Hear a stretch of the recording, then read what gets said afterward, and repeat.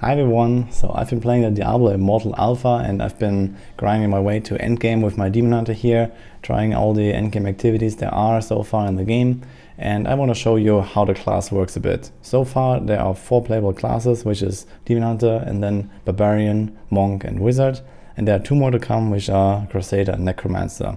Overall they're all fairly similar or like resembling the Diablo 3 classes. The skills are very similar.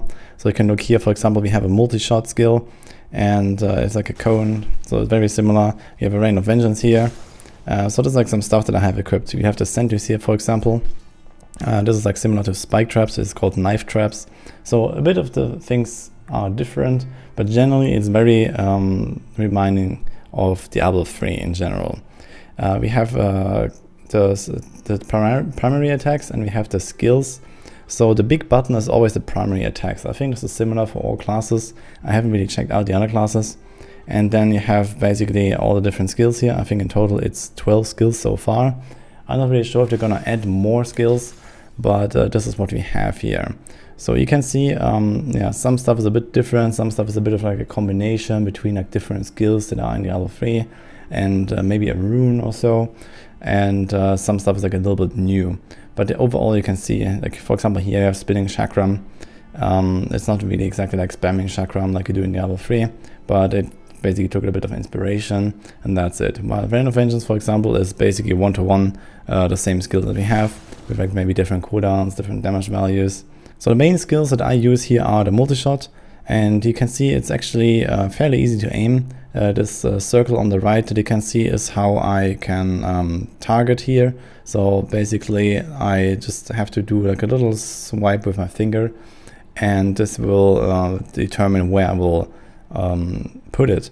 And you can even do this while moving. For example, here you can like walk around and then you can like shoot in this one direction, you can shoot in the other direction. The controls overall are fairly simple, I guess. And the same here with the Rain of Vengeance. You just have to do like a little movement or a little gesture with your finger and you can decide where to put it. And I really like those skills here. The other nuke here is the spike traps. So typically you can only put 1 on top of each other. So here it will tell me that there's already a maximum. But if you do it fast enough, you can actually put 2 on top of each other. I assume there's a bug, but this is how it works right now. So this is really nice. They do a lot of damage. So you can just do like this and then they will activate after a few seconds and you can lure monsters in and blast. And you have the sentries, they just automatically shoot. In this game they have a health bar and a timer. You can actually see the timer, so that's great. Why can't you have that in Diablo 3? Anyway, you need to make sure that you protect them or put them in a corner somewhere where they don't die. Especially on the boss fights, they're really useful, but they might die quite easily. So they do a lot of single target damage, and single target is typically what I'm struggling with, at least with my setup. So here we can start with the 2 primary attacks. This is a crossbow shot, which is basically like a regular arrow that you can shoot at an enemy. And it looks like this, so there's the big button here. And you always have one of these primary attacks. The good part about this is you can always use the one moving. You are a bit slower, but it's very nice, especially for boss fights, because you can like dodge while shooting and you can do a bit of DPS like this. But there's also the second one, which is the explosive arrow, which does almost the same damage if you look at the values here. And it also has a bit of AoE to other targets. So you can kind of decide, you know, do you want to focus a bit more on single target, a bit more on the dodging, or do you do this? If you equip this, then you cannot do this walking, you have to do like stutter stepping. So you see it's like, yeah, a bit different here and not really as smooth as on the other skill. So I prefer the crossbow shot here, simply because I don't really have any troubles with AoE. So we go with this. They also have an ultimate ability that you can charge, which you see here, which is the volley, which you see in the middle. And here is also the bowler shot. So you basically fill up a bar that you can see basically to the top left of the skill here. And the more you use it, the more it will fill. And usually after a few minutes or so, you can activate the ultimate. It's not really crazy. So for the crossbow shot, it shoots basically like a barrage of multiple arrows that deal the same damage. It doesn't seem like you can shotgun, so like hit the same target with multiple arrows. So it seems overall pretty pointless and doesn't really do much, so I rarely even use it. And here you also have the bowler shot that deals more damage. So I've tried this once. Yeah, it does seem pretty nice, but as I said, I don't really like the explosive arrow too much here. Some of the other abilities are, this is like something like vault, I guess. So I can maybe show this. So this is like a swing. So you shoot up in the air and you deal damage to enemies that you pass over. So it looks like this. This is actually pretty nice. I was going to introduce this into my setup for the higher pushes. The thing is that you want to make really large pulls on the higher tiers because you deal very little damage the higher you go on the challenge rifts. And basically having a large amount of monsters is crucial to beat the timer. So having this mobility, you can actually move over enemies with this. It's going to be very nice and make it much more safe. And it's definitely something to introduce into my setup here. But for typical farming, it doesn't really seem too important, so I left it out for now. Here's a knockback shot. So this is just very straightforward, like a bit of an AoE, like a line, and it knocks back enemies. It looks like this. I did have a legendary for this that also applied a slow and like left behind like a trail on the ground that did like a dot. So that was pretty nice. But overall, I don't really like knockbacking stuff too much. I rather want to have stuff grouped up close to me. Even though there's no area damage in this game, it seems overall pretty good. Here is Smokescreen, so that's like basically the only discipline ability. Keep in mind there is no resources in this game, at least not for Demon Hunter, but I don't think for the other classes either. Basically everything works with charges and with cooldowns. So even though this looks similar, like the purple, reminding of discipline in Diablo 3, it's actually just a cooldown. I think here actually the invisibility breaks when you attack, so you see now, it's gone. I think there's also a legendary where the invisibility comes back after your attack. Overall, this doesn't really seem very great, and it's basically just taking up a skill slot for almost no gain. I don't really see much of a point in this, but maybe there are some other special effects that can be applied through legendaries that might be really nice. Or also for PvP, I guess this is really useful. There's a PvP arena where you can use this and then maybe survive and come back out of the shadow and blast the enemies.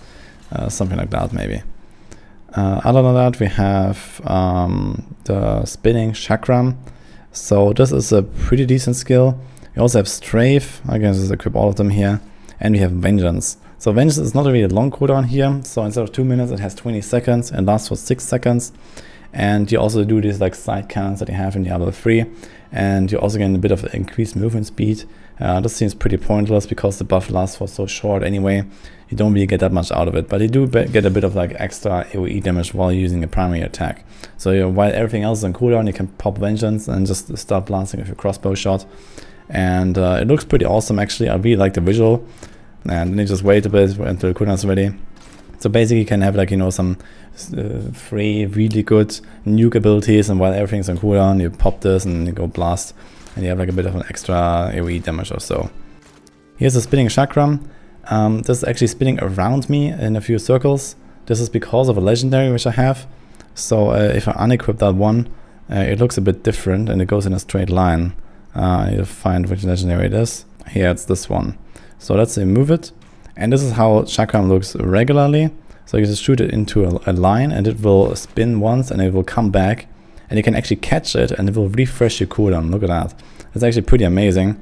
And I would really like to try out this version of the skill actually, instead of the spinning one. The spinning one is also pretty nice, because you can basically just activate it, run around, and it will deal a bit of damage to everything around you. So there's like upsides and downsides to these legendaries here. So now I missed it and don't get my cooldown reset here. So this is how it goes. Here's strafe. Pretty similar, just looks a bit weird. But basically you move while shooting. I can also show you some more of the legendary items that we have and what they do. Overall, the legendary items are much weaker than what we might be used to in Diablo 3.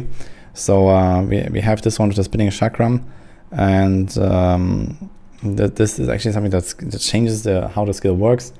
But also we have some small increases. For example here, flaming arrow inscription, multi-shot Nafar is flaming arrows that damage and burn enemies. So this makes the multi-shot quite strong, because you want to use it in a different way. So instead of just spamming it like 2 or 3 times in a row, you actually apply this burning effect, which does quite a bit of damage. You see now, the regular damage is around 2,700, and the burning effect is around 1,700 for over 4 seconds. And I tested this, you can't stack the burning effect. So here you actually want to kind of like spread out the multi shots every 4 seconds, and it will kind of like continuously burn enemies, and it does quite a lot of more damage like this. So this is pretty useful. And some other items I've found are this here. We have the Ice Sentry inscription. So sentries become empowered of frost, damaging and chilling enemies. So typically the sentries just fire at enemies and they will just deal single target damage. But with this they actually slow and they pierce when they fire a bit slower, but they deal much more damage per shot. So this is pretty useful. Then we have knife trap damage increased by 10%. Yeah, rather small effect, that doesn't really change much. But I really like this one because knife trap is a nice nuke. I really like putting down those traps in like a big pack of monsters and everything explodes. So having a bit more damage there is really nice. Here's my Rain of Vengeance, which also applies a chilling effect on top of the regular AoE effect. So if you equip that skill again here, it will look a bit different. So this is how we do it now. Yeah, and then the blue one you have seen earlier, it's basically the same effect, but that it chills enemies. So this is pretty nice because they stay in the area for longer and they take more damage during the effect. And you can also have like your sentries blasting into there, or you can have like the spike traps or something like that. So this is pretty nice.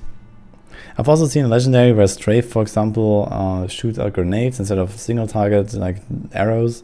So you can have like an AoE effect on your Strafe. So that can be useful.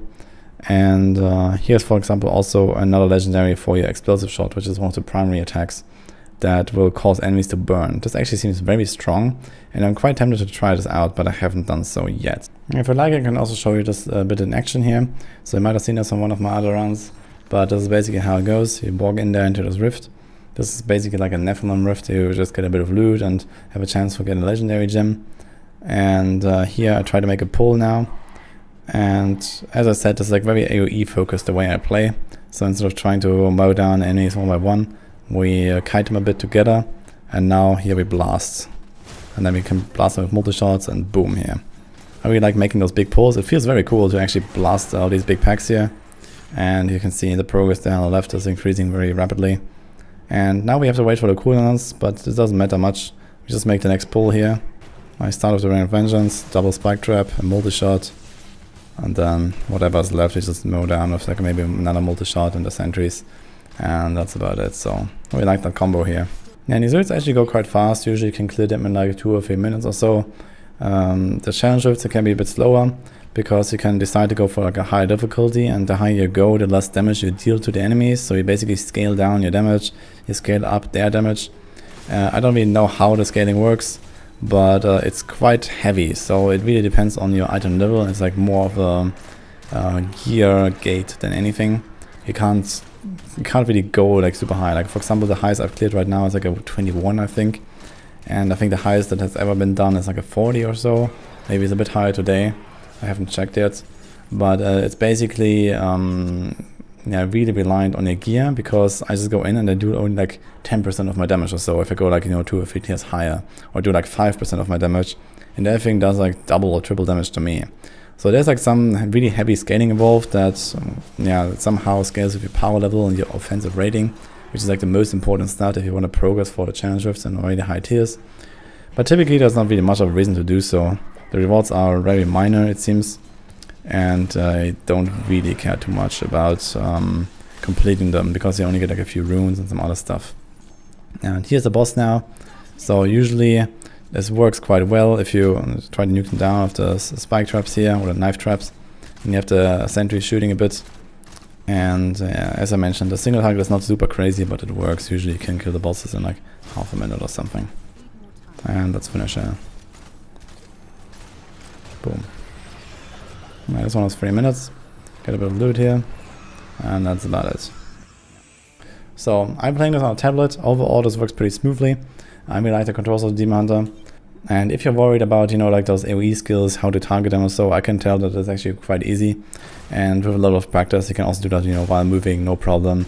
And they basically never hit your target. So this actually works pretty well in this game. So I hope you liked this little overview here of the Demon Hunter. I might do something similar for the other classes, and also just explain more of the other mechanics and like how the game works, how the endgame activities are. So there's more stuff to come. But this is it for now. So hope you like this. See you guys next time.